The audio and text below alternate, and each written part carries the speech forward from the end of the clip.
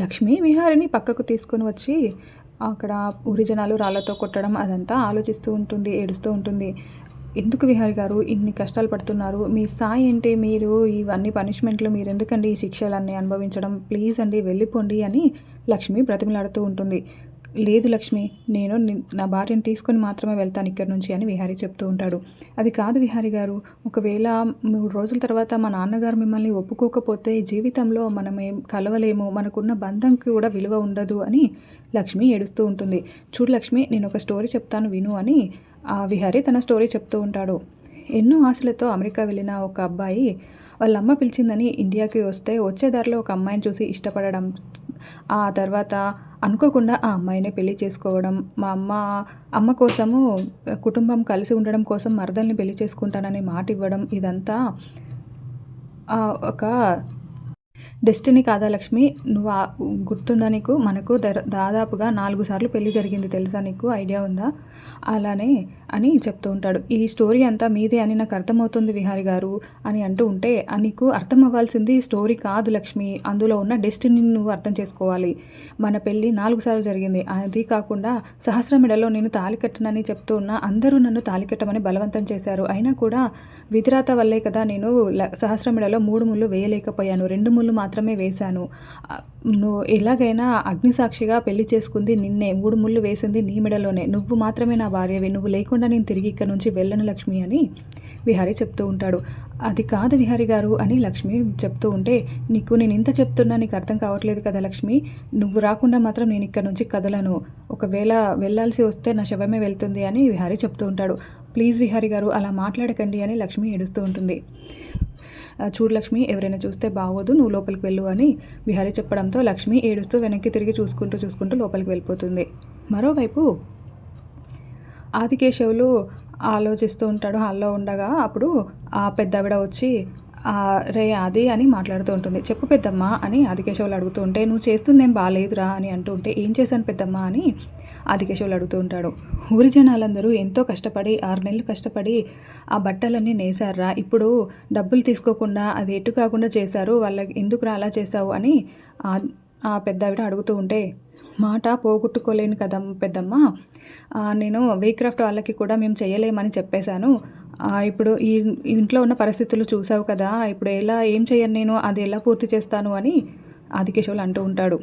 అది కాదురా, ఇన్ని రోజులు ఊరి జనాలు పడ్డ కష్టం వృధా అయిపోతుంది కదా అని పెద్దవిడ మాట్లాడుతూ ఉంటుంది. అప్పుడే లక్ష్మి అక్కడికి వస్తుంది. ప్లీజ్ నాన్న, విహారీ గారిని లోపలికి రమ్మనండి నాన్న అని బ్రతిమలాడుతూ ఉంటుంది. ఇక మరోవైపు విహారీ గేట్ బయటే ఉంటాడు. కొంతమంది ఊరి జనాలందరూ అక్కడ ఉంటారు. ఒకతను చాటింపు వేసుకుంటూ డప్పు కొట్టుకుంటూ వచ్చి, ఈరోజు అమావాస్య అష్టగ్రహ కూటమి సందర్భంగా సాయంత్రం 8 గంటల నుండి మధ్యరాత్రి 12 గంటల వరకు ఎవరు కూడా ఇంట్లో నుండి బయటికి రావద్దు, అదే అరిష్టమని ఊరి పెద్దలు నిర్ణయించారు, దయచేసి ఎవరు బయటికి రావద్దు అని, ఇది ఊరి పెద్దల ఆజ్ఞ అని చెప్తాడు. ఇంకా మరోవైపు ఊరి అమ్మవారి గుడిలో ఒక పూజారి అమ్మవారికి మొక్కుకుంటూ ఉంటాడు. అమ్మ, పుష్కర కాలం కిందట ఇలానే అష్టగ్రహ కూటమి టైంలో ఎన్నో ప్రాణాలు బలి అయిపోయాయమ్మా, ఈసారి ఎవరి ప్రాణాలు బలి కాబోతున్నాయి, నువ్వే ఈ ఊరి జనాలని కాపాడాలమ్మా అని ఆ పూజారి గారు ఆ అమ్మవారికి మొక్కుకొని గుడి బయటకి గర్భగుడి నుండి బయటికి వచ్చి గంట కొడుతూ ఉంటాడు. అది అందరూ వింటూ ఉంటారు. ఇంకా అలా అతను గుడి క్లోజ్ చేసి మరి గంట కొడుతూ అక్కడ నుంచి వెళ్ళిపోతాడు. ఇంకా ఆ తర్వాత ఒక ఊరి పెద్ద ఆయన వచ్చి విహారీ దగ్గరికి మాట్లాడబోతూ ఉంటాడు. మరోవైపు ఆదికేశవులు ఇంట్లో ఉంటాడు. ఆ పెద్దావిడ వచ్చి ఒరే ఆది అని పిలుస్తూ మాట్లాడుతూ ఉంటుంది. ఏంటి పెద్దమ్మ అని అంటూ ఉంటే, నువ్వు చేస్తుంది ఏది బాగాలేదురా అని అంటుంది. ఏంటి పెద్దమ్మ, ఎందుకు అలా మాట్లాడుతున్నావని ఆదికేశవులు అడుగుతూ ఉంటాడు. బట్టలు అంత ఊరి జనాలు ఇన్ని రోజులు కష్టపడి చేనేత బట్టలు నేసారు కదరా, ఇప్పుడు ఎందుకు నువ్వు అది మధ్యలో ఆపేశావు, అది పూర్తి చేస్తే అందరికీ డబ్బులు వచ్చేవి కదరా, అందరూ సంతోషంగా ఉండేవాళ్ళు, నువ్వు ఎందుకు అలా చేసావని ఆదికేశవుల్ని తిడుతూ ఉంటుంది. అది కాదు పెద్దమ్మ, ఇప్పుడున్న పరిస్థితి చూసావు కదా, నేను ఈ పరిస్థితిలో అవి పూర్తి చెయ్యలేను, అందుకే వాళ్ళకి అది సరుకు అందించలేనని వాళ్ళకు కూడా చెప్పేశాను అని ఆదికేశవులు చెప్తూ ఉంటారు. ఇంకా అప్పుడే లక్ష్మి ఏడ్చుకుంటూ అక్కడికి వచ్చి, నాన్న గుడి తలుపులు కూడా మూసేశారు నాన్న, గంట కూడా కొట్టారు, ప్లీజ్ నాన్న, విహారీ గారు బయట ఉంటే ఎలా నాన్న, ప్లీజ్ రమ్మనండి నాన్న అని లక్ష్మి బ్రతిమలాడుతూ ఉంటుంది. ప్లీజ్ నాన్న, వరండాలో అయినా ఉండనివ్వండి అని లక్ష్మి బ్రతిమలాడుతూ ఉంటుంది. ఇంకా ఆ తర్వాత అప్పుడే ఊరి పెద్ద విహారి దగ్గరికి వచ్చింది చూసి వీళ్ళు బయటికి వస్తారు. గేటుకి తాళం వేసి ఉంటుంది. ఆ తాళం తీసి బయటికి వచ్చి విహారిని లోపలికి రమ్మనడానికి వెళ్తారు. అప్పుడే ఊరు పెద్ద విహారిని ఇష్టం వచ్చినట్టుగా మాట్లాడుతూ ఉంటాడు. ఇంకా మీకు శని నిన్నే వచ్చింది, అష్టగ్రహ కూటమి ఈ రోజని ఊర్లో అంటున్నారు, కానీ ఆదికేశవులు నీకు శని నీ అల్లుడి రూపంలో నిన్ననే వచ్చిందయ్యా అని ఆ విహారిని కించపరుస్తూ మాట్లాడుతూ ఉంటాడు. ఇంకా లక్ష్మికి ఆ పెద్ద ఆవిడకి చాలా కోపం వస్తూ ఉంటుంది. ఇంకా ఆదికేశవులు కల్పించుకొని సరేలేండి మీరు ఎందుకు వచ్చారో చెప్పండి అని అడుగుతాడు. అంటే నా భార్య ఊర్లో లేదు, నా కూతురు నిండు చూలాలు, అందుకే ఎవరు లేరు, ఒక ఆడతోడు ఉంటే బాగుంటుందని పెద్దమ్మ మీ ఇంట్లోనే ఉంది కదా, ఈ ఒక్కరోజు మా ఇంటికి వస్తుందేమో అని అడగడానికి వచ్చాను అని అతను చెప్తాడు. అయ్యో దాందేముంది వస్తుందిలే అని వెళ్ళు పెద్దమ్మ అనడంతో సరేలేరా వెళ్తాను అని ఆ పెద్ద ఆవిడ అంటూ ఉంటుంది. అప్పుడే ఆ ఊరి పెద్ద కూతురు అక్కడికి వస్తుంది. తనే ప్రెగ్నెంట్ అయి ఉంటుంది. ఏంటి నాన్న ఇక్కడ ఉన్నావు, ఆ గుడి తలుపులు కూడా మూసేశారు, గంట కూడా కొట్టారు, రా నాన్న వెళ్దామని చెప్పడంతో సరే అమ్మ వెళ్దాం పదా అని లోపలికి వెళ్ళిపోతారు. ఇంకా అలా విహారిని ఆ లక్ష్మి ప్లీజ్ నాన్న లోపలికి రానివ్వు అనడంతో ఇంకా అలా విహారిని లోపలికి తీసుకొని వెళ్తారు. వరండాలో మాత్రమే ఉండాలి, చనువిచ్చాను కదా అని లోపలికి రావాలని చూస్తే మాత్రం కుదరదు, ఈ ఒక్క రాత్రికి మాత్రమే ఉండనిస్తాను అని ఆదికేశవులు చెప్పి గట్టిగా వార్నింగ్ ఇచ్చి విహార్ని లోపలికి తీసుకువెళ్తాడు.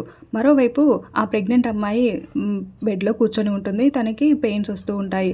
అయ్యో ఏంటి నొప్పులు వస్తున్నాయి, ఏంటి ఇలా నొప్పులేస్తుంది అని అమ్మ అమ్మ అని అరుస్తూ ఉంటుంది. నాన్న రండి నాన్న అని పిలుస్తూ ఉంటే అతను వస్తాడు. ఏమైందమ్మా ఏమైంది అని అడుగుతూ ఉంటే ఏమో నాన్న కడుపు నొప్పిగా ఉంది, నొప్పులు వస్తున్నట్టున్నాయి అని ఆ అమ్మాయి ఏడుస్తూ ఉంటుంది.